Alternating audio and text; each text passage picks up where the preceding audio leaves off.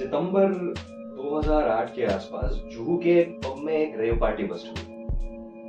उस rave party में काफी नामचीन लोगों को डिटेन किया गया था। उनके ब्लड यूरिन सैंपल लिए गए। जिनके टेस्ट पॉजिटिव आए उन पर केस दर्ज किया गया। जिनके हाथ में ड्रग्स मिले उन्हें अरेस्ट कर लिया गया।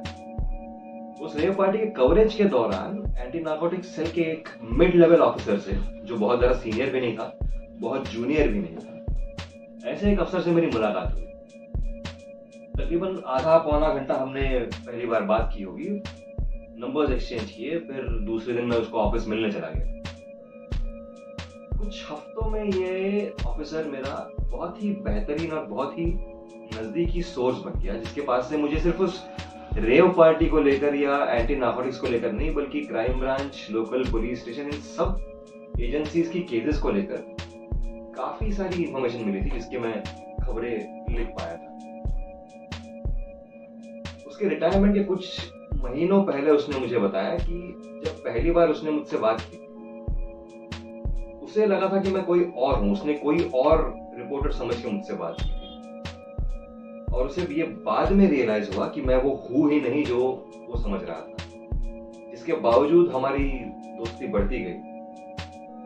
इसने कभी मुझसे किसी तरह का फेवर नहीं मांगा, कभी ये उम्मीद नहीं की कि मेरा नाम अपनी खबर में छाप के मुझे हीरो बनाओ।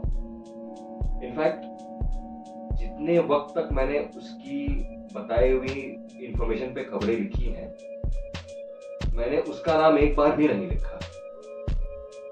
एक सोर्स बनाने में एक बहुत ही न्यूआंस्ड प्रोसेस फॉलो करते हैं।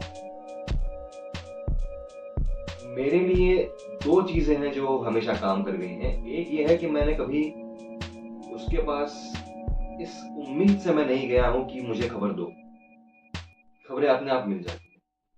लेकिन किसी सोर्स को, किसी प्रोफेशनल कांटेक्ट को सोर्स या सूत्र बनाने के लिए आपको पहले उसे यकीन दिलाना पड़ता है कि आप उसकी इज्जत कर रहे हो, उससे मिलने वाली खबरों की नहीं। जैसे जैसे वो आपको जानने लगता है, आपको परख लेता है, आप पे भरोसा करने लगता है, वो अपने आप आपको जानकारी देना शुरू करता है। ये एक बहुत ही डेलिकेट बैलेंस है जो आपको फॉलो करना पड़ता है, जहां पर आप उससे जानकारी ले रहे हो, लेकिन बदले में आप उसे ऐसा कुछ नहीं दे सकते जिससे जर्नलिस्टिक या प्रोफेशनल इथिक्स का उल्लंघन।